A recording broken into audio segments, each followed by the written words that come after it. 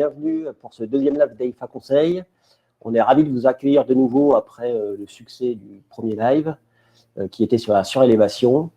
Aujourd'hui, on a décidé de s'attaquer au sujet de la transformation d'immeubles de bureaux. On a pu constater qu'il y avait des études qui étaient sorties ces dernières semaines identifiant qu'il y avait 2 à 3 millions de mètres carrés de bureaux qui allaient être vacants et obsolètes. Et pour évoquer ce sujet, j'ai l'honneur et le plaisir d'accueillir à la fois Olivier Estève de Covivio, qui est donc directeur général délégué, et Didier Bottan, qui est président fondateur de l'atelier COS. Donc, je vais laisser se présenter et présenter leur activité de façon à ce qu'on puisse derrière démarrer le sujet. Olivier, je te donne la parole. Bonjour à tous, merci Antoine de nous accueillir. Olivier Estève, donc je suis ingénieur ESTP de formation et je suis tombé dans l'investissement immobilier il y a 18 ans en rejoignant Covivio. Covivio, on a la particularité d'être une des premières foncières européennes, mais on est surtout un opérateur global immobilier. On gère un patrimoine de 24 milliards, plusieurs milliers d'immeubles dans toute l'Europe. Et donc, on a été amené à internaliser notamment les métiers du développement pour travailler ce patrimoine, bien sûr l'entretenir, mais aussi le transformer, le régénérer. Et on a naturellement des enjeux de changement d'usage qui peuvent se poser au cours de la vie de l'immeuble. Ok, donc tu seras aujourd'hui, si tu veux bien, notre caution investisseur propriétaire. Et à côté de toi, Didier. Bonjour Didier, toi tu vas être notre caution technique, hein, le sachant de l'histoire. Je vais essayer d'être donc écoute, je te laisse te présenter de façon à ce qu'on puisse attaquer le sujet après. Merci de nous accueillir. Didier Bottan, donc j'ai créé Atelier COS en 2001, on va bientôt fêter nos 20 ans. En fait, c'était le résultat de… J'ai eu la chance d'être architecte in-house du Ritz pendant 7 ans. Où j'ai appris beaucoup de choses et j'en étais venu à me demander si j'étais pas en vase clos, si tout ce que j'apprenais n'allait me servir que pour le Ritz ou si je pourrais exporter ce savoir sur d'autres opérations. Donc en 2001, j'ai créé Atelier COS avec, on était une toute petite équipe. On a eu la chance de faire Cheval Blanc pour Bernard Arnault et puis de travailler sur de très beaux hôtels parisiens. Et puis en 2005, c'était un peu une consécration pour nous, puisqu'en fait, on a été retenu pour faire la rénovation du Ritz. Et à partir de là, voilà, Atelier COS a démarré. Aujourd'hui, on a 50% de notre activité qui est dans l'hôtellerie, plutôt l'hôtellerie de luxe. On a 30% où on fait du résidentiel pour des privés, qui sont en général les clients des hôtels dont on s'occupe. Et puis, on se diversifie un petit peu. On vient de terminer nous sommes en train de terminer le siège de la Société Générale Boulevard Haussmann. En fait, au sein de l'agence, il y a plusieurs compétences. L'architecture, qui est mon métier, donc tient une place importante, mais Valéria, mon associée, a suivi les cours de l'école de Chaillot, est architecte du patrimoine.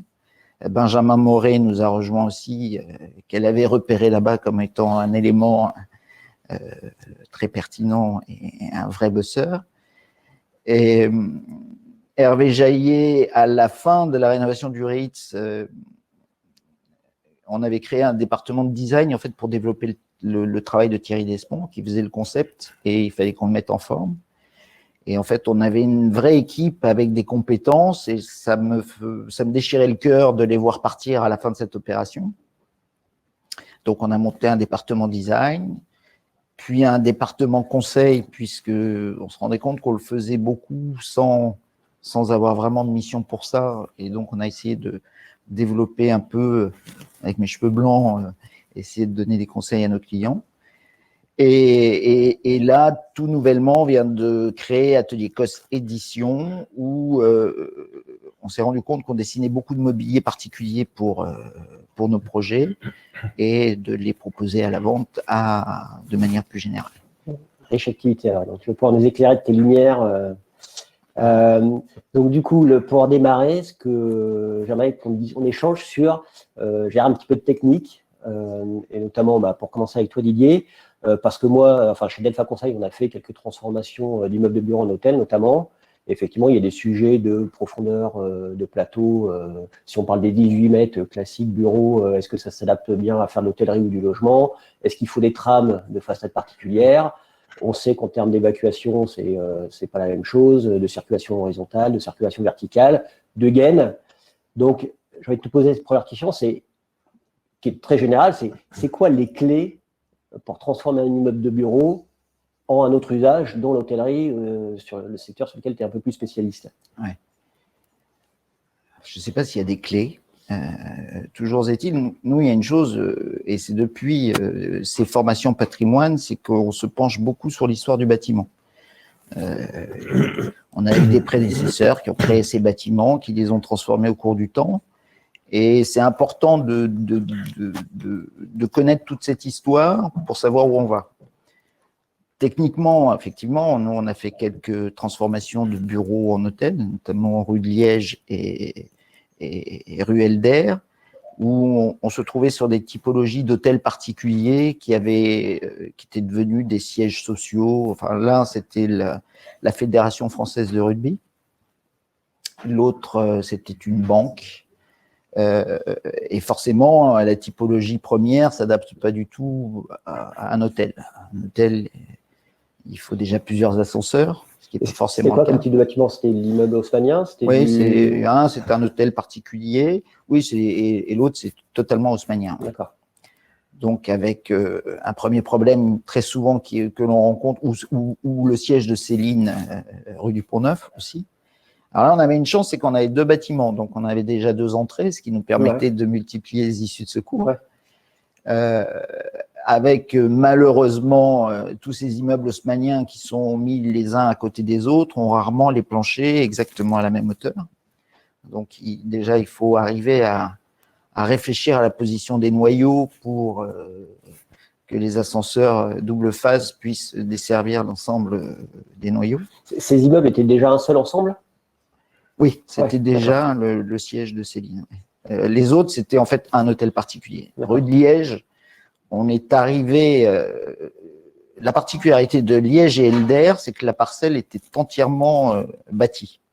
Il y avait une verrière sur la cour du premier, même du deuxième, et une espèce de grand toit en zinc pour des salles de réunion dans les deux sur le jardin derrière. Donc, premièrement, on a restitué des espaces extérieurs pour valoriser les rez-de-chaussée, avoir de l'éclairage naturel.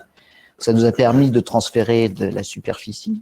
Parce qu'effectivement, dans ces typologies de bâtis, on se retrouve avec des ailes qui sont en général beaucoup trop étroites pour développer le couloir de 120 quand on y arrive, ou de 140, puis la salle de bain, l'entrée, et enfin la chambre.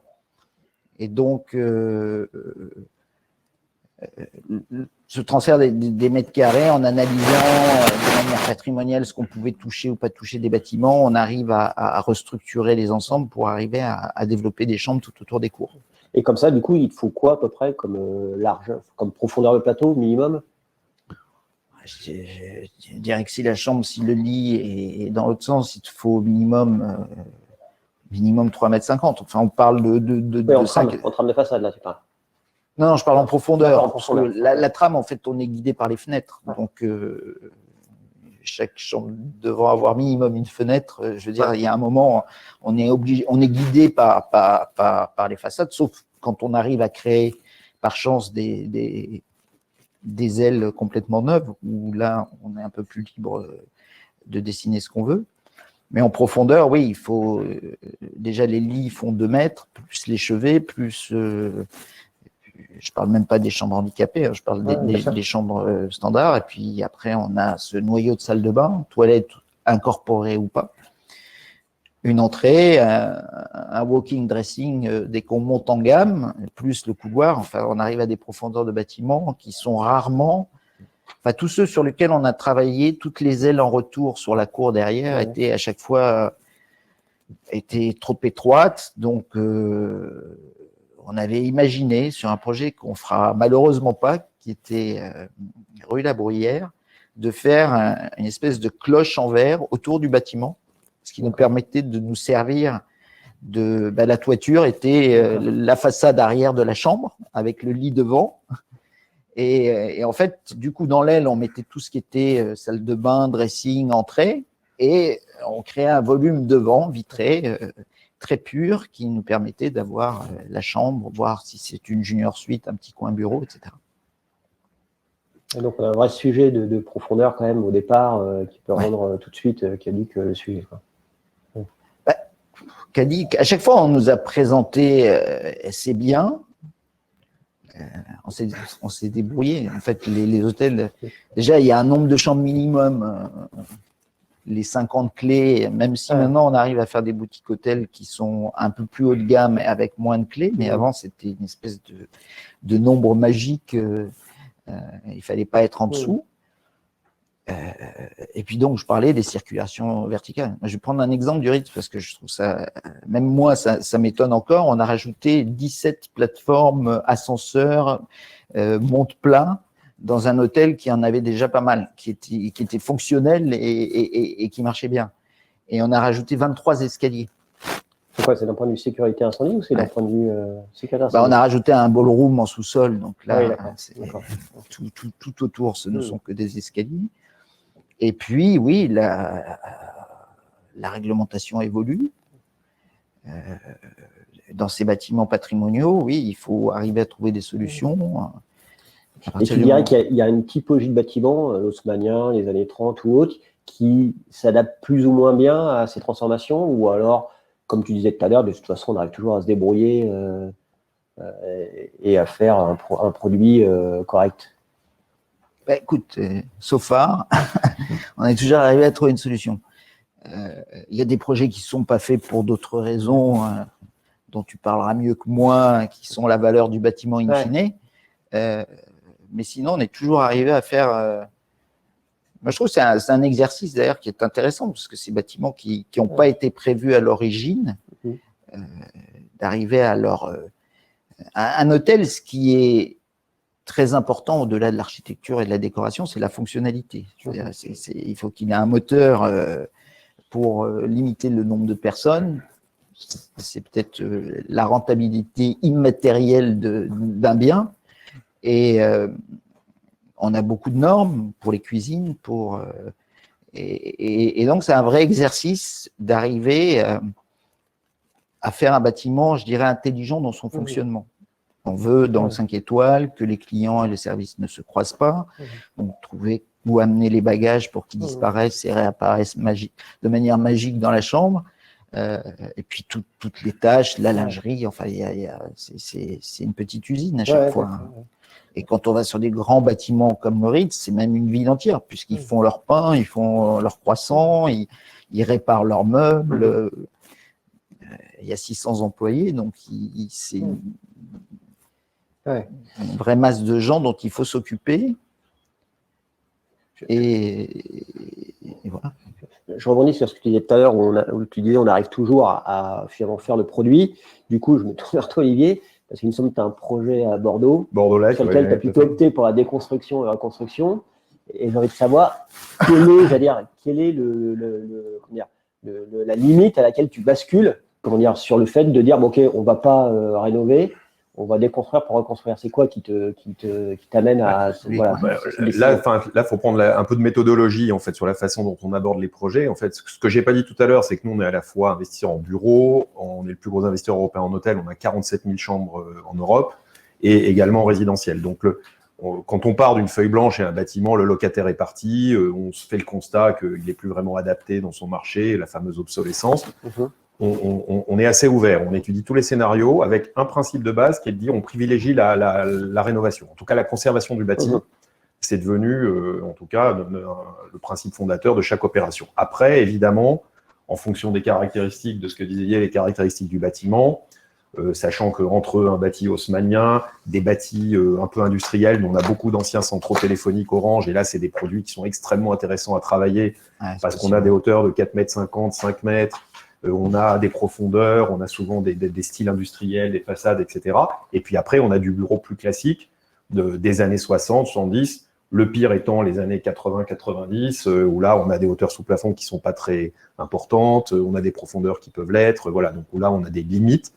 Et donc ensuite, on fait plusieurs faisabilités, et puis après, c'est souvent le bilan économique qui détermine le choix et la façon dont on peut optimiser Alors, il se trouve qu'à Bordeaux, l'architecte du bâtiment existant, c'était Jean-Pierre Buffy, donc on l'a aussi impliqué dans la réflexion, et lui-même a fait le constat à un moment donné qu'il fallait peut-être mieux déconstruire son bâtiment, alors en essayant de réemployer les matériaux sur place, dans les voiries, etc., et partir finalement d'une feuille blanche, on arriverait à beaucoup plus valoriser le foncier, c'était un foncier très important, et à faire un quartier de ville avec un certain nombre de vertus, donc je crois qu'il y a des visuels, mais avec vraiment une vraie vertu au niveau de la qualité de vie qu'on allait proposer aux occupants, et puis pouvoir aussi être vertueux sur le plan environnemental, donc beaucoup d'espaces de pleine terre, d'espaces verts, et puis des matériaux de construction, béton décarboné, terre crue, bois, voilà, essayer d'être un peu innovant dans ces thèmes-là. Mais vraiment, la bascule, pour moi, à un moment donné, c'est vraiment le bilan économique ou la contrainte réglementaire,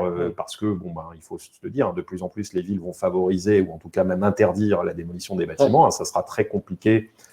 J'étais la semaine dernière avec la ville de Paris, ils vont lancer un appel à projet pour transformation de bureaux en logements. Les villes, elles ont aujourd'hui un paradoxe, elles veulent plus densifier, mais elles ont besoin de produire du logement. Donc elles se disent qu'il faut aller chercher une source de production de logement sur les autres usages. Voilà.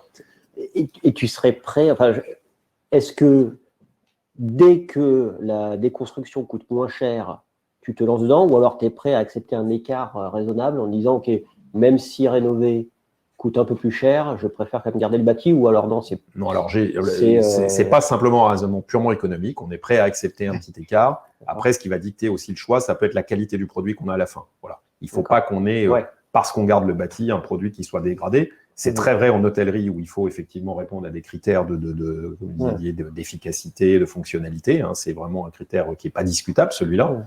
Voilà, c'est vrai. Alors, souvent, sur un certain nombre de bâtis de bureaux, et notamment quand je pense aux bâtiments des années 60, 70, c'est plus facile de faire de l'hôtellerie, de la résidence service, de la résidence étudiant, parce qu'on a des traves, on a des choses, et on sait assez facilement mettre des chambres. Alors après, il faut bien sûr créer des escaliers, il faut regarder par exemple, normes, etc. Sur des bâtiments haussmanniens ou industriels, là, c'est vraiment un travail à chaque fois un peu d'orfèvre qu'il faut faire au cas par cas, et d'aller... ça passe souvent par... j'ai un projet en tête où on a fait quand même 4, 5, 6 projets avant d'arriver à quelque chose qui tenait la route pour faire un hôtel. Aujourd'hui, là, le plus difficile, pour moi, l'hôtellerie, on y arrive bien. Les résidences, encore une fois, gérées, on y arrive et tout. Le plus compliqué, c'est vraiment le logement. C'est vraiment de basculer d'un usage, par exemple, bureau à du logement libre.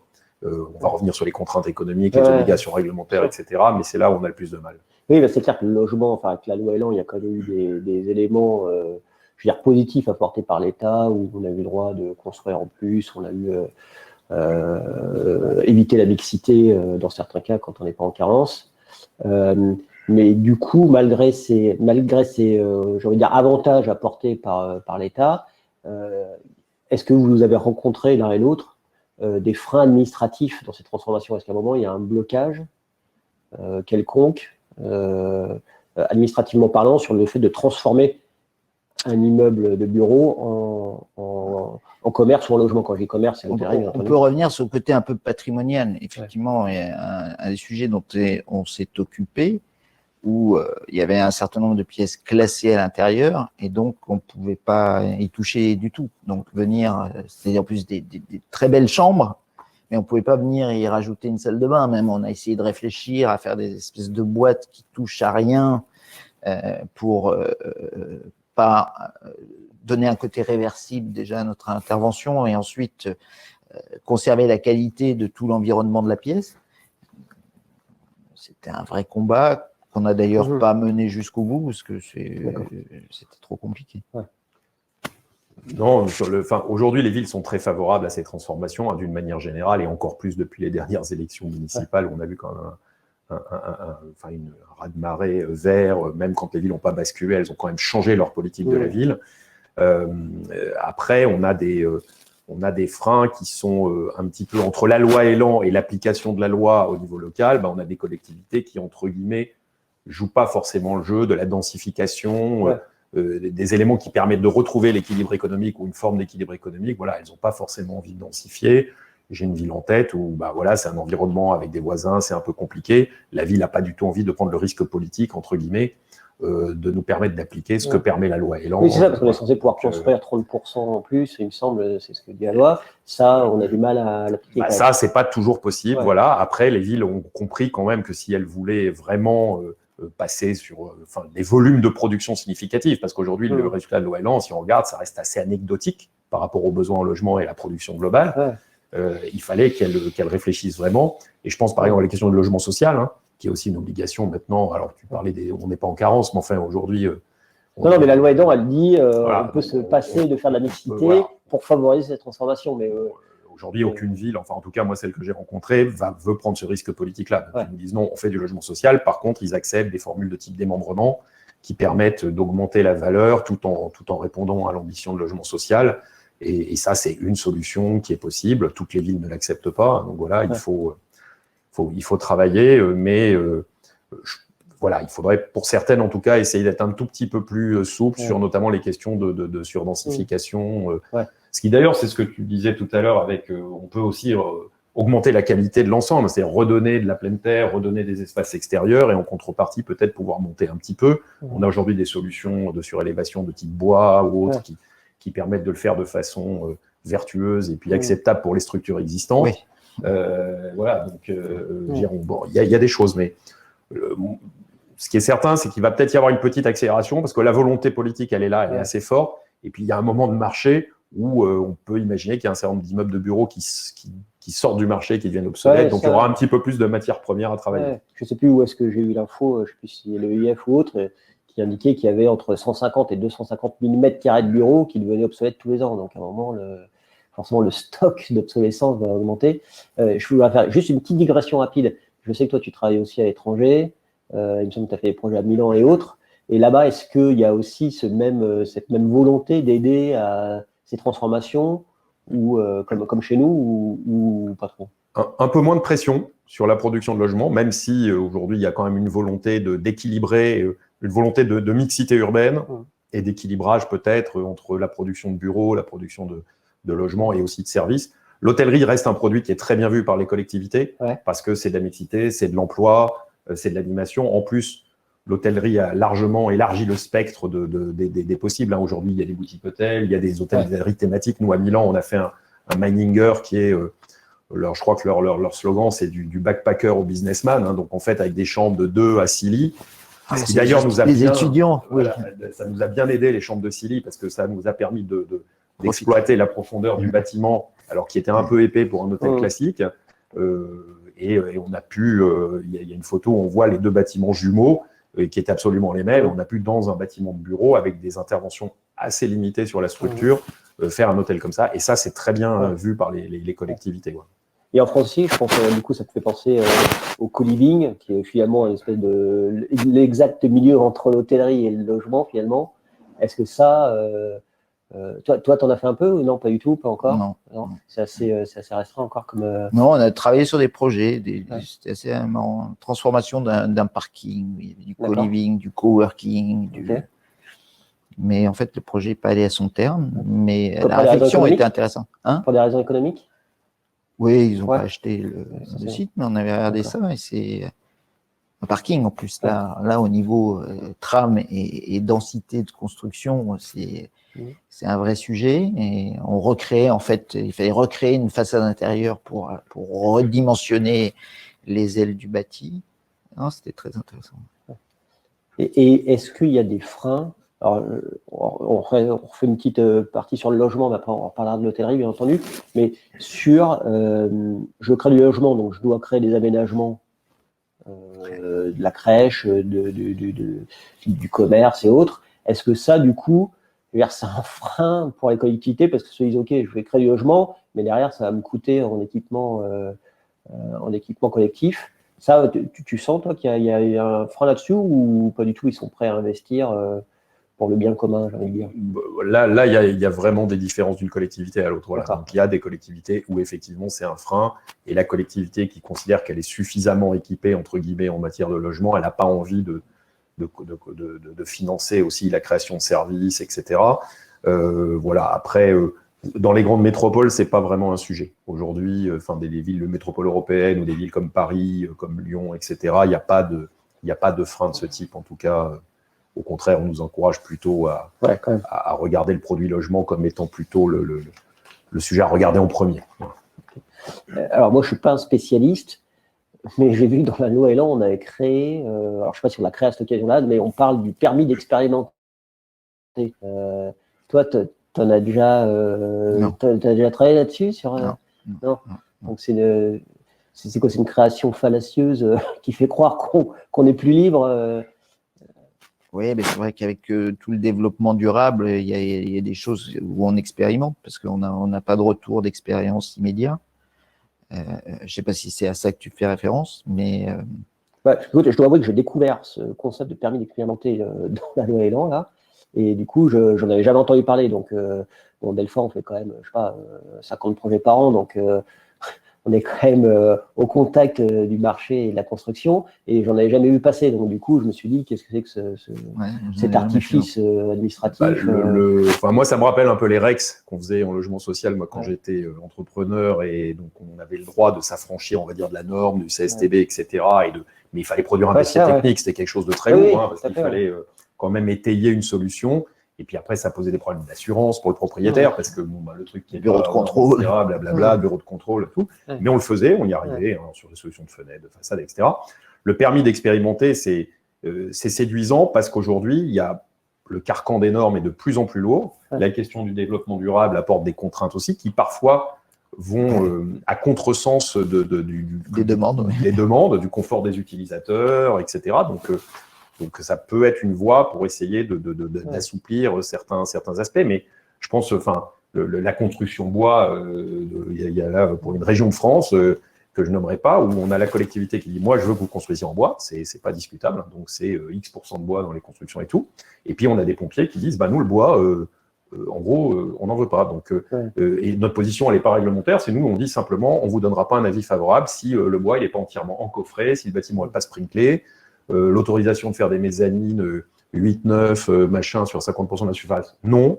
Enfin, voilà. Donc, oui, on avait le sujet avec les brouillards d'eau, etc. Voilà, faut travailler, faut jardiner, essayer d'arriver à… D'ailleurs, dans tes sujets de transformation, est-ce que la sécurité incendie, ça a été un vrai sujet ou alors ça s'est traité relativement facilement? Non, c'est même, il y a un double sujet, parce qu'en fait, il y a la réglementation française et très souvent, ces hôtels sont opérés par des voilà, et donc il faut arriver à détricoter tout ça pour que tout le monde soit content. Mais c'est à partir du moment où on a assimilé les deux, on arrive à trouver, je dirais, le juste milieu qui satisfasse l'un et l'autre. La réglementation française, de toute façon, c'est obligatoire si on veut obtenir un permis de construire. Avec les opérateurs, on trouve des solutions. Et du coup, au-delà du permis d'expérimenter, tu as déjà fait de l'ingénierie de sécurité incendie parce que la loi l'autorise. C'est-à-dire que tu peux sortir de la réglementation, de l'arrêté du 25 juin 80, tu peux en sortir pour faire ta propre ingénierie de sécurité incendie. Tu en as déjà mis en place ou non, tu te limites je sais que… Moi, j'ai une super spécialiste à l'agence Leslie. C'est bien vendu, ça. non, mais elle est incroyable, quoi. Ce qui est tous les handicaps et la sécurité incendie. C'est vrai que nous, on y est beaucoup confrontés. En hôtellerie, c'est un des sujets majeurs et des plus contraignants. Et du coup, on rentre en dialogue. De toute façon, dans les bâtiments patrimoniaux, on n'est jamais bon à 100%. Donc, il faut chercher des dérogations qui vont bien. Théoriquement, tu as le droit à une dérogation, on arrive à en faire passer. Trouver des mesures compensatoires intelligentes. Très souvent, en fait, d'ailleurs, à Paris, c'est un peu difficile, mais sur les grands projets, on y arrive encore. Mais c'était de discuter avec les pompiers, parce que finalement, c'est eux qui viennent intervenir. Ils ont une logique qui n'est pas aussi réglementaire qui est de la logique d'action. Et quand on arrive à parler avec eux, on fait des grands pas en avant. Parce qu'après, le quai de Gèvres les écoute quand même. Parce qu'à l'instruction, en tous les cas, ils font partie de la commission. Oui, tout à fait. Oui. On peut avoir tout bordé avec la préf et se retrouver avec des avis contraires lors du permis de construire. Et alors, des fois, ça, les clients n'aiment pas trop. C'est pas de la transformation, mais je me souviens qu'on avait fait la Tour Pardieu, l'hôtel. les pompiers étaient d'une grande aide, parce que du coup, on avait travaillé de concert pour faire progresser la sécurité dans l'hôtel. Et grâce à lui, on a pu sortir le projet. Ils sont souvent très pragmatiques. Mais c'est une matière compliquée parce qu'il y a un problème de responsabilité, etc. Ouais. Et donc, évidemment, avant de dire oui, d'écrire et tout ça. Ouais, puis toujours, on a en plus les filtres du bureau de contrôle. Et si, alors bon, et un peu toujours sur la valeur économique, quelque part, notre industrie, elle repose quasiment que là-dessus. Mais si je prends assez bêtement, dans du bureau aujourd'hui, quand on est ultra performant, on arrive à avoir des ratios SDP-SU 97%. Alors que si je parle d'autres activités, de l'hôtellerie, alors l'hôtellerie, tu as une valeur d'usage qui est plus difficile à estimer, mais par exemple, quand je transforme un logement, je tombe à des ratios de entre 80 et 85%. Ça, comment est-ce qu'on peut traiter ça? Parce que du coup, j'ai envie de dire, à surface égale, c'est impossible de faire de la transfo, du coup, non? C'est possible si le bureau vaut plus rien, ou en tout cas vaut une charge foncière logement parce qu'il n'y a plus de marché à cet endroit-là, parce que voilà, les usages ont tellement changé que le bâti est devenu obsolète. Auquel cas, on peut peut-être retrouver un équilibre même avec ces fameux 85%, mais c'est un des principaux écueils aujourd'hui, c'est que la perte de surface, le fait qu'on ne récupère pas la TVA en logement, qu'on est hors taxe en bureau, et quand, par exemple, dans Paris, un mètre carré de bureau aujourd'hui, ça vaut valeur finale entre 15 et 35 000 euros hors taxe du mètre carré, donc on a vite fait le calcul. On comprend que l'équation, si on rajoute à ça les 30% de logements sociaux, on s'aperçoit que voilà, les coûts de construction, ils ne sont pas très différents. Moi, je trouve en réa et neuf, jusqu'à présent, on a des ratios qui se comparent, donc ce n'est pas là l'écueil.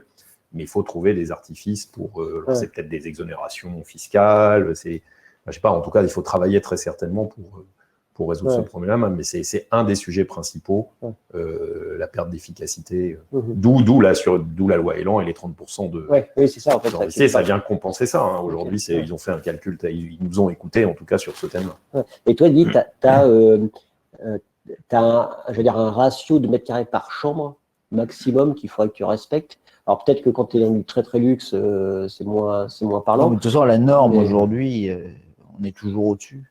On est rarement en dessous. On arrive, c'est vrai, à Paris, parfois on a des immeubles un peu contraignants, on se retrouve avec des toutes petites unités. Et quand on veut avoir du 5 étoiles, il y a un peu de gymnastique à faire. Oui, ce qu'on a fait nous, Monsieur Georges. Mais on perd beaucoup de place à cause des escaliers, de la multiplicité des ascenseurs, des monts de charge, etc.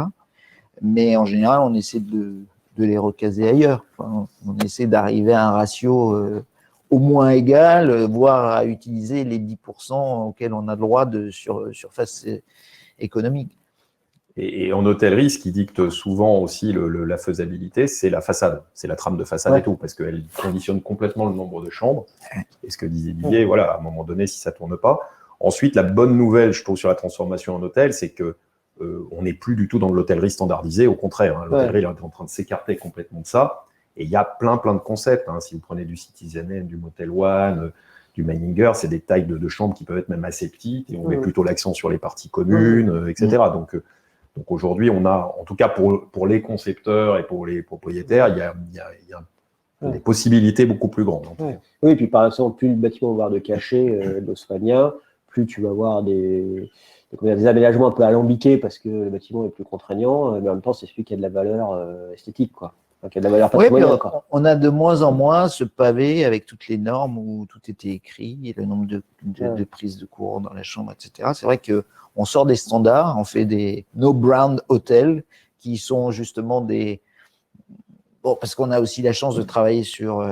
Enfin, moi, je pense à l'hôtel du Palais à Biarritz, il est Hyatt, mais no-brand, c'est-à-dire qu'en fait, il n'y a pas de cahier des charges au départ, type Hyatt qui s'appliquera sur ce produit.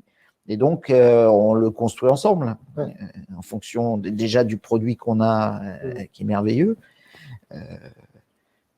Et c'est vrai que autant, et à une époque, on essayait de normer pour que les gens se rendent d'un hôtel à l'autre en étant toujours à peu près dans le même environnement. Autant au contraire, aujourd'hui, la différence des hôtels, elle s'affiche par une authenticité, quelque chose de différent de son concurrent. Et pendant qu'on est juste entre nous, là, comment est-ce que tu apportes de la valeur justement en plus sur tes projets? Je sais pas, je pense en termes de cinquième façade, d'éléments comme ça. Qu'est-ce que toi, en tant qu'architecte, tu arrives à apporter comme valeur, quelque part pour compenser cette perte de surface, enfin de rendement, d'efficacité surfacique. C'est la grande mode des rooftops en ce moment. Ouais. Hein, c'est vrai que et ça permet, c'est un bel exercice en architecture, enfin notamment quand on a une toiture terrasse, donc on a un bâti contemporain à venir implanter au milieu d'un ensemble patrimonial. Comment on compense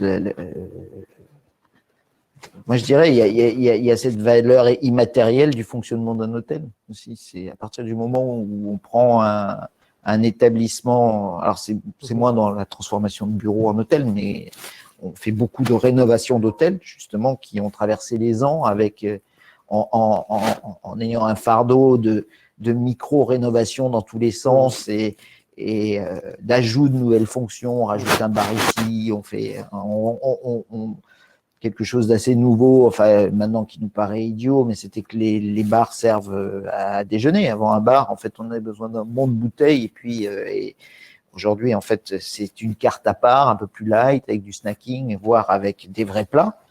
Et il y a cette manière de redistribuer les sous-sols pour en faire un outil efficace. Ça, tu déplaces les locaux techniques, des éléments comme ça. Au Ritz, déjà, la première étude que j'avais faite, au 7e étage, il y avait le service financier du Ritz. Tout ça, on a regroupé une partie des bureaux essentiels au fonctionnement de l'hôtel à un entresol où on les a mis tous ensemble. Tout ce qui pouvait plus rentrer, on a délocalisé dans des bureaux extérieurs, puisqu'ils n'avaient pas besoin forcément d'être sur place. On a récupéré l'appartement du propriétaire qui donnait à l'entresol Place Vendôme. On est allé chercher, on est arrivé à créer une suite. C'est assez amusant parce que au début, il était très réticent sur cette idée. Il y avait les gouvernantes qui étaient au 15 Vendôme, sous les combles. Alors c'est sûr que c'était pas très rutilant. Il y avait une lucarne, enfin un châssis de toit qui éclairait leur bureau qui faisait 2,20 m sous plafond. Et en fait, en nettoyant déjà tous les équipements techniques, on a fait une terrasse, on a recréé un terrasson qui a servi à faire un garde-corps sans dénaturer la place Vendôme, en restant dans l'impératif du cahier des charges d'Alain Charles Perrault.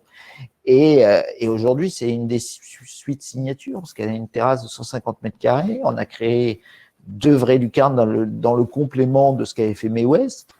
Et quand je montre des photos de ce que c'était avant et de ce que c'est aujourd'hui, c'est même difficile d'arriver. Mais ce sujet-là que tu évoques de l'augmentation de la valeur, c'est vraiment sur la valeur d'usage. Donc c'est ce qui a changé.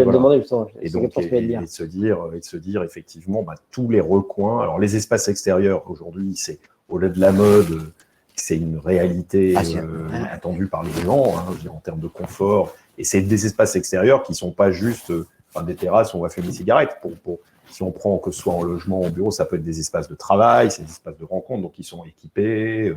On a du wifi, on a du mobilier, on a évidemment de la verdure. Et puis, exploiter tous les recoins de l'immeuble. Et y compris dans le cadre de la transformation en logement, on se pose des questions. Maintenant, par exemple, avec le télétravail, est-ce qu'on peut mettre, par exemple, dans des parties d'immeubles qui ne peuvent pas être du logement, mais peut-être un petit espace de coworking, de travail, ou un petit espace polyvalent.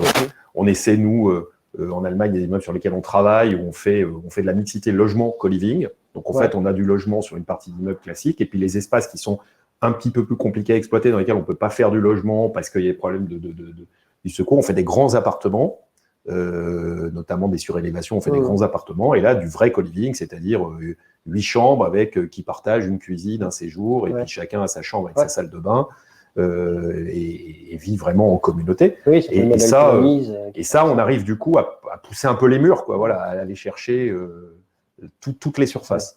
Et je vais dire peut-être une énorme bêtise, mais est-ce que tu sais un petit peu cette image de l'immeuble américain avec où tu as une laverie commune, est-ce que ça peut faire sens, sachant que du coup, c'est-à-dire que chez toi, tu n'as plus besoin de machine, donc quelque part, tu gagnes un peu de mètres carrés d'usage, ou alors on n'est pas, nous, Français, on n'est pas prêts à faire ça? Là, c'est là où on a renversé la façon de concevoir nos immeubles. On partait d'un marketing de l'offre où on disait je sais faire des logements, je vais proposer des logements au marché, je vais chercher. Là, on se dit que veulent les acquéreurs, donc c'est vraiment culturel. Il faut aller d'un pays à l'autre. Sur le co-living, c'est quelque chose clairement sur lequel on peut aller, hein, la mutualisation des espaces, l'abri, machin, etc. Sur le logement, c'est encore un peu moins évident en France, en tout cas, sur ce que je perçois culturellement. Les gens ont quand même envie d'avoir un certain nombre de choses chez eux. Mais pourquoi pas? Parce que demain, si on dit le télétravail, aujourd'hui, la tendance, c'est quand même de passer à peu près à 2 jours par semaine en moyenne. On va dire qu'on regarde toutes les études, on verra comment ça vit dans le temps et tout. Mais ça veut dire que si je travaille 2 jours par semaine chez moi, ben, il faut quand même que je commence à avoir un endroit où je peux m'installer, etc. Donc, on va sans doute commencer aussi à concevoir dans les logements cette nouvelle fonctionnalité, l'intégrer. Et donc, peut-être que du coup, on proposera, pour contrebalancer, d'avoir des espaces techniques, on va dire, mutualisés. Salle de réunion. Ça, moi, mon épouse est argentine, là-bas, tous les ensembles résidentiels, il y a la salle pour faire les anniversaires des enfants, il y a la piscine, il y a… Mais moi, je l'ai rencontré sur le résidentiel haut de gamme. Où, un peu dans le sud de la France, ça se fait un peu. Oui, et puis par des clients ou des propriétaires étrangers qui demandent à ce que ce soit pris en compte. Au départ, c'était surprenant, mais en fait, il y a une vraie intelligence de fonctionnement. Mais moi, j'ai vu des tentatives où ça avait été intégré en base dans le programme, et à la fin, la copro a retransformé les espaces en logements et puis l'a vendu pour améliorer les finances de la copro. Donc, ça veut dire que les gens n'en ont pas trouvé l'usage finalement. Mais aujourd'hui, sur les terrasses, dans les opérations de logement, on essaie de mettre effectivement des terrasses, des rooftops assez sympas partagés, et pas dire je vais donner juste le rooftop au dernier étage, mais au contraire au bénéfice de tout l'immeuble.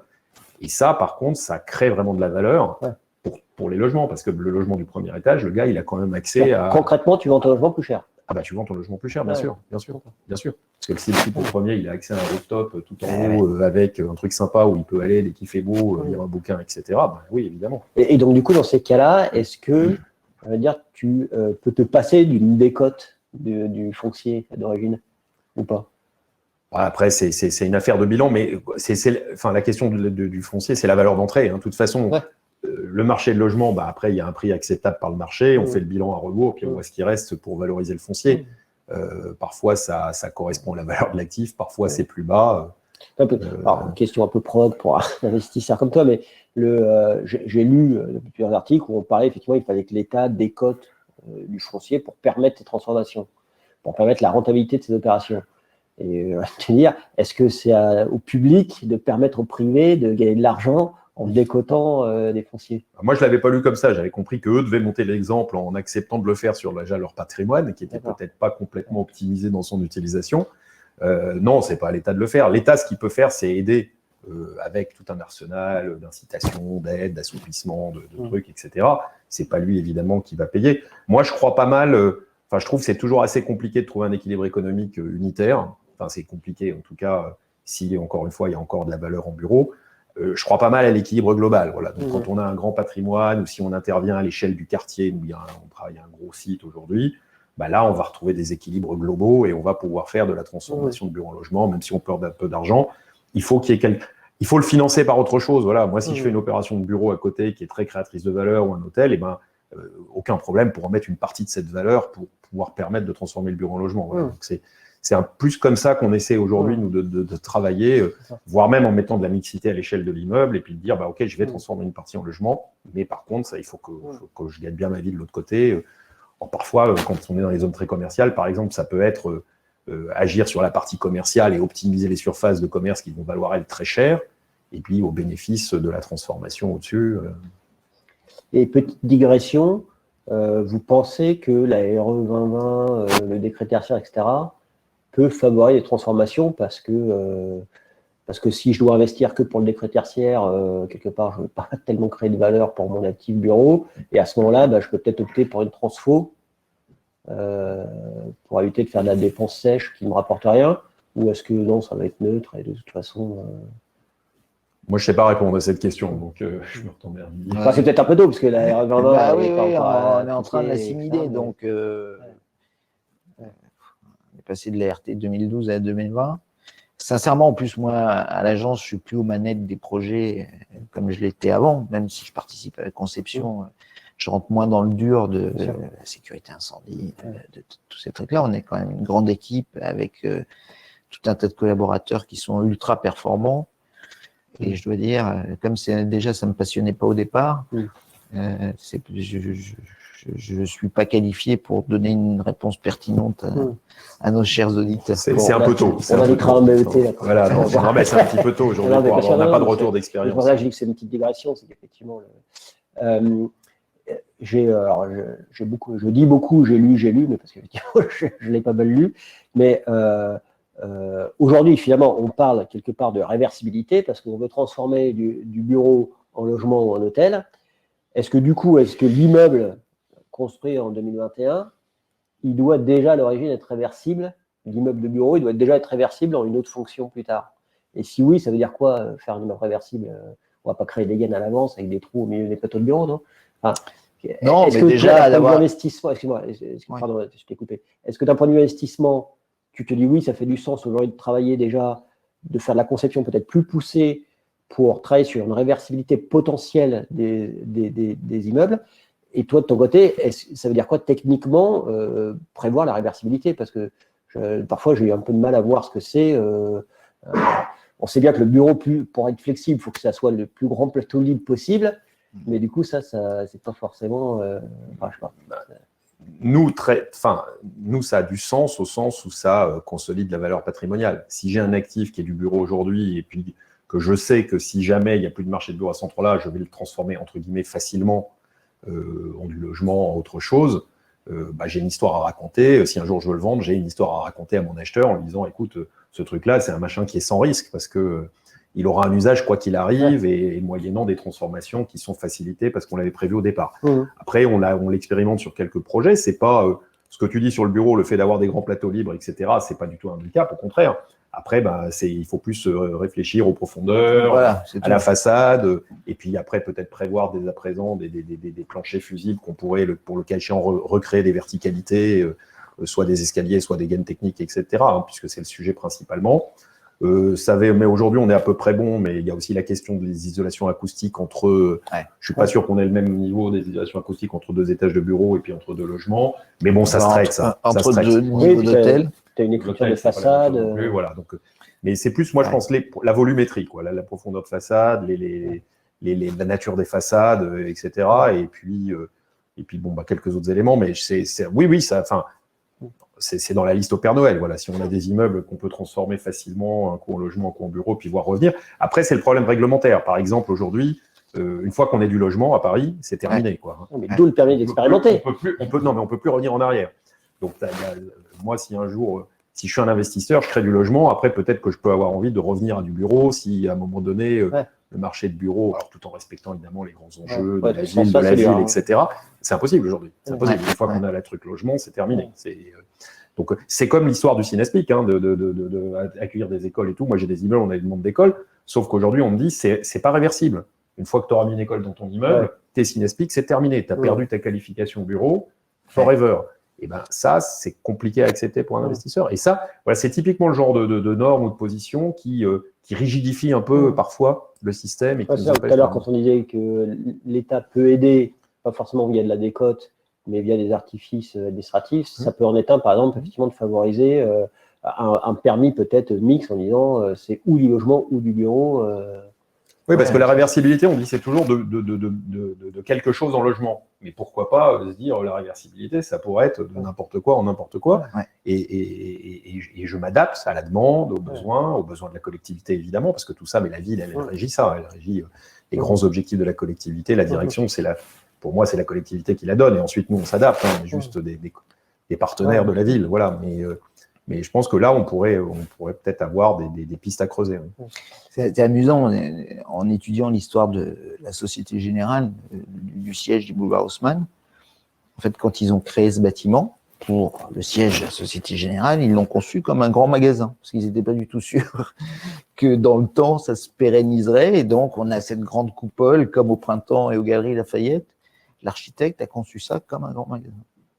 Et aujourd'hui, en fait, avec les flex office, etc., mais c'est du pain béni pour nous, en fait. On n'a presque pas à intervenir. En fait, on est allé retirer les verres cathédrales pour voir le dessus de la verrière qui est absolument magnifique. Et tout le monde nous dit, mais vous avez fait un super projet. En fait, le projet, ça a été de mettre en valeur ce qui existait et à la limite d'intervenir le moins possible. Bon, moi aussi, je fais des petites digressions. Non, mais c'est ça qui est intéressant justement de cet échange, c'est effectivement de voir que finalement, il y a plein de cas où cette réversibilité, elle peut s'appliquer et que là, on est parti focus sur se dire on transforme du bureau en logement en hôtel, mais finalement, il y a plein d'autres cas. C'était même il y a plein d'autres cas. Le Corbu qui disait que l'architecture moderne, c'était système poteau-poutre et avoir aucun élément porteur à l'intérieur des bâtiments pour pouvoir les transformer à l'envie. Je crois que on ne peut plus d'actualité aujourd'hui. C'est vrai qu'en France, on a beaucoup tendance à vouloir couler du béton partout. Même nous, quand on adore travailler le bois, on a suivi des formations pour faire des ouvrages en bois et on en fait pas mal en montagne puisqu'on construit pas mal là-bas. Et à chaque fois qu'on arrive avec les bureaux d'études structures, c'est le premier combat, quoi. Il va tout transformer en béton. Alors, il nous reste 10 petites minutes. Je voudrais qu'on parle du coup du potentiel du marché. Est-ce que ce marché de la transformation, il est strictement limité à la région parisienne? Il est strictement limité aux pieds de gare? Est-ce qu'il est limité à toutes les métropoles? Parce qu'on parlait, je crois que c'est en 2018, de 500 000 m² à transformer. Je crois qu'aujourd'hui, on en est très loin. On voit que Novaxia vient de créer un fonds avec quelques assureurs pour favoriser ça. Mais finalement, aujourd'hui, on est loin d'avoir atteint les objectifs voulus. Pour vous, il y a un vrai potentiel ou alors ça va rester quelque chose de marginal? Moi, j'ai plutôt l'impression qu'il y a quand même un potentiel. Voilà, ça sera peut-être de moins en moins marginal. Ça sera pas, ça répondra pas à l'attente de volume qui existe aujourd'hui, notamment de production de logements. Je pense que moi, j'ai tendance à dire, on le fait plutôt plus en région qu'à Paris, parce que là, on retrouve des équilibres économiques plus facilement. Voilà, il y a moins d'écart entre la valeur du bureau, la valeur du logement. C'est marrant, j'aurais plutôt pensé que c'était plutôt à Paris. Et que dans Paris, ou dans des zones qui sont plus tendues en matière de bureau, là, l'équilibre économique, il est plus compliqué à trouver. Voilà. Donc, et c'est une question après de cycle immobilier, de cycle économique. Mais par contre, le fait qu'il y ait des fonds qui se montent, aujourd'hui, les assureurs, par exemple, pourquoi ils font ça et pourquoi ils veulent aller vers ça, c'est comme ils vont vers des fonds ou qui n'investissent que dans des immeubles verts. Il y a aussi une partie de stratégie patrimoniale et d'affichage. Donc peut-être qu'en donnant, l'État pourrait intervenir en mettant des règles particulières de fonctionnement de ces fonds d'investissement qui interviendraient sur du logement, de ce type. Et là, dans ces cas-là, tu aurais ce petit levier supplémentaire qui permettrait de dire oui, j'investis pour ça, et finalement, la rentabilité, je ne la trouve pas au niveau du projet, mais je la trouve au niveau des incitations fiscales et de la fiscalité de mon investissement. Et Tony, tu entends plus parler de sujets, tu es plus sollicité pour ces sujets de transformation ou pas encore, ou tu penses que tu ne le seras pas spécialement? Je ne sais pas. Là, on a eu quand même un grand vide sidéral au niveau des nouvelles affaires et surtout, comme je disais au début, on fait 50% d'hôtellerie, donc il y a ceux qui ont voulu profiter de cet événement exceptionnel de fermeture de leur établissement pour essayer de travailler. Il y a ceux qui se sont recroquevillés sur on ne dépense pas un sou. Sincèrement, je crois que tout le monde se pose la question aujourd'hui, parce que le tourisme est quand même un univers qui est particulièrement impacté par ce qui se passe. Et l'hôtellerie en premier lieu. C'est amusant, au Ritz, il me disait, c'est des Parisiens qui viennent dormir, parce qu'ils veulent sortir de chez eux. Puis c'est l'occasion, moi j'entendais parler, c'est l'occasion aussi de dormir dans des hôtels 4-5 étoiles pour pas très cher. Du coup. Voilà. Alors bon, au Ritz, j'imagine que c'est jamais pas très cher, mais… En tout cas, c'est plus abordable. Ouais, tout à fait. Ouais. Donc, je sais pas, moi je regarde un peu les gens avec qui on travaille, les Parisines, etc., qui ont l'air très optimistes par rapport à la résilience du marché, en disant que les crises se succèdent. C'est vrai que celle-là a une ampleur et des résultats qui font froid dans le dos. Pour nous, en tant qu'architectes, de toute façon, j'espère qu'on continuera à en faire, parce que quand on est amoureux des hôtels, c'est une passion, et chaque nouveau projet, c'est une nouvelle aventure. J'ai peur qu'il y ait quand même beaucoup d'établissements qui changent de main. Ça nous donne du travail pour rebrander ou des trucs comme ça. C'est pas ce qu'il y a de plus excitant. Enfin, ce sera le résultat qui nous donnera du travail, qui n'est pas la cause. Le malheur des uns, c'est le bonheur des autres. Malheureusement. Voilà. Dans le résidentiel, mais voilà, nous, on ne fait pas des immeubles, on fait des trucs, des maisons qui peuvent ressembler à des immeubles, mais qui n'ont pas les mêmes caractéristiques. Bah, ça, je veux dire, ça a été très peu impacté. En fait, si, comme on fait pas mal de choses à l'étranger, les clients s'inquiètent de nous voir aller surveiller les chantiers. Ils sont en train de nous inventer des usines à gaz pour qu'on puisse se déplacer parce qu'ils commencent à s'impatienter. Bon, alors, c'est que le deuxième live, donc on doit progresser. Donc, j'avais oublié de dire qu'on pouvait poser des questions via la plateforme. Donc, on a quand même une question, à savoir, est-ce qu'il y a un sujet de fiscalité quand on fait une réversibilité bureau-logement? Non, de fiscalité, on est soumis à la même fiscalité que quand on construit. Le seul truc qu'on peut avoir qui peut aider la transformation, on n'en a pas parlé sur Paris, c'est la revente de la commercialité. Puisque à Paris, on a effectivement cette notion de commercialité qui s'apprécie encore une fois arrondissement par arrondissement, voire secteur par secteur. Et ces histoires, et qui peut encore intéresser des gens qui transforment dans l'autre sens et qui ont besoin d'acheter de la commercialité pour compenser. Voilà, donc alors de moins en moins, parce que évidemment, le jeu, c'est pas de transformer des bureaux en logements dans le même temps qu'on transforme dans l'autre sens, mais des logements en bureaux. Mais en tout cas, on avait cette petite manne qui permettait aussi d'améliorer les bilans. Mais après, sur la fiscalité, à ma connaissance, on n'a pas de. Il n'y a pas une notion d'immeuble neuf où on échappe à certains. Nous, on a travaillé comme ça sur. C'est dans la réno, mais c'est dans la réno. Effectivement, dans un cadre très spécifique. Et on passe en TVA. Oui, alors après, c'est quand je dis que c'est une fiscalité normale, mais qui est celle d'un projet de construction, c'est on passe en régime TVA pour 5 ans, donc en droit réduit. Et effectivement, si on revend l'immeuble dans les 5 ans, on est en droit réduit. Donc, il y a un intérêt. Si on est dans une opération d'accession, par exemple, on en bénéficie de ce régime-là. Pourtant, ce que tu disais, je vois, nous, on a quand même beaucoup le cas. Non pas de transformation de logement en immeuble de bureau, mais tu as une loge de gardien, tu es dans un secteur contraint, donc tu n'as pas le droit de créer de nouvelles surfaces, il faut que tu compenses. Donc dans ce cas-là, je veux dire, transformer une loge de gardien qui est considérée comme du logement en bureau, on ne peut pas dire qu'on fait de la transformation vraiment de logement en bureau. Et donc du coup, dans ce cas-là, c'est un vrai intérêt de trouver quelqu'un qui fait un projet Doppler. Non, mais c'est vrai que ça, on a souvent, nous aussi, régularisé la situation d'un petit logement de gardien qui restait, ou le logement du chef de site. C'est le caillou dans la chaussure, souvent. Ça. Puis en général, ça apparaît jamais au tout début. Non, c'est un peu plus tard en travaillant l'histoire. Mais nous, on l'a souvent sur les centraux téléphoniques. On l'a eu sur les centraux téléphoniques, par exemple, dans Paris, parce qu'il y avait souvent le logement du chef de centre. Voilà. Donc là, il fallait effectivement racheter de la commercialité. Alors, il y a quelqu'un qui repose une question, et puis après, on va s'arrêter là, puisqu'on va respecter l'horaire. Qui voulait qu'on revienne un peu plus en détail sur le risque de conversion de bureau en hôtel par rapport au ratio surface de plancher SU. En fait, est-ce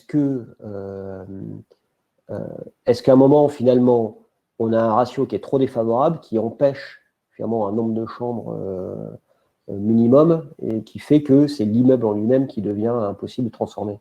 Ça t'est déjà arrivé ou finalement on arrive toujours à… On est toujours arrivé parce qu'il faut trouver des astuces. Non, ce qui est important quand on transforme un hôtel, c'est justement, c'est pas réfléchir qu'aux chambres, c'est d'avoir un global de la superficie et de savoir le splitter pour savoir si au-delà moi j'ai vu des hôtels de 100 chambres où il y avait 25 mètres carrés, c'était 2 places de parking qui étaient transformées en local technique. Et c'est d'avance, ça ne marchera pas. Donc, nous, on a étudié un certain nombre de cas particuliers dans des bâtiments patrimoniaux pour déjà arriver à sortir une espèce de martingale de 60% pour les parties publiques, il y a 40% pour le back-of-house, il y a 15% pour les pourcentages de couloirs, suivant qu'on est mono-orienté ou double orientation des chambres, etc. Pour assez vite, en fait, quand on arrive sur mon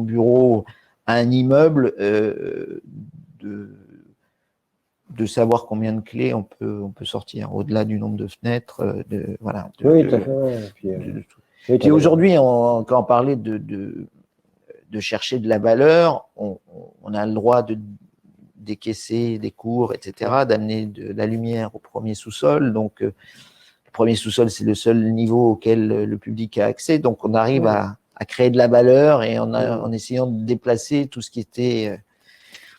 Le premier sous-sol, il est pratique parce qu'en fait, dans un hôtel, il nous faut un niveau de liaison si on veut vraiment séparer les flux clients. Donc, c'est soit un entresol, soit c'est en dessous pour arriver à… que chacun puisse rejoindre tous les points de service disséminés dans le bâtiment sans se croiser. Donc, on a un beau projet nous, à Parmentier où on a fait ça, justement, on a créé des sous-sols, et on devait le transformer en hôtel. Bon, c'était encore l'époque où le bureau valait trop cher pour que ce soit intéressant, donc c'est finalement du bureau, mais effectivement, c'est vrai que nous, on a fait beaucoup de FESA aussi, où le projet il disparaît. Il y a eu l'âge d'or de l'hôtellerie il y a 4-5 ans, là, où tout passait en hôtellerie, puis là, le bureau a repris un peu de vigueur, puis là, on va voir. Je vous laisse la parole, si vous voulez dire une dernière chose ou pas, d'ailleurs. Non, je pense. Ouais, moi, tu m'avais posé des questions, j'avais été très bon élève sur les… Est-ce que tu veux apporter des réponses aux questions que je t'ai pas posées? Non, mais parce que je l'ai écrit, je l'ai sous les yeux, donc c'était combien coûte la transformation en hôtel? Oui, c'est vrai que j'ai oublié de poser des questions. Et qui peut intéresser, j'imagine, mes confrères parce que, et les investisseurs, parce que, en fait, c'est un grand rêve aujourd'hui. Maintenant, tous les family office, les jeunes milliardaires ont envie d'avoir leur hôtel. Par contre, cette transformation a un coût. Ça coûte beaucoup plus cher que le bureau. Et avant de partir dans une aventure où ils vont dépenser beaucoup de sous en études pour se rendre compte qu'économiquement ça marche pas, il faut partir de clés, en tous les cas, qui soient réalistes, tout du moins quand on veut faire du 5 étoiles, de savoir ce que ça va engager comme travaux. Donc, nous, on est arrivé au mieux. Alors, c'est un bâtiment neuf à la montagne, mais BBC à 2900 € du mètre carré. Bâti hors FF&I. Hors FF&I. Et à Paris, on est en fait entre 3005 et 4000, je dirais presque hors FF&I. Ouais, les FF&I, en plus, ça dépend tellement d'une marque à l'autre. Enfin, même un Shelter ou un Ritz, bon. Et en plus, c'est le coût travaux qui nous intéresse, nous, en tant qu'architectes. Mais c'est un coût travaux, c'est pas un coût à travaux avec honoraire, c'est un coût travaux pur. C'est un coût travaux. Ouais, donc c'est quand même plus cher qu'une belle réno de bureau, quoi. Oui, souvent les gens arrivent en disant oui, avec 2000 on va y arriver.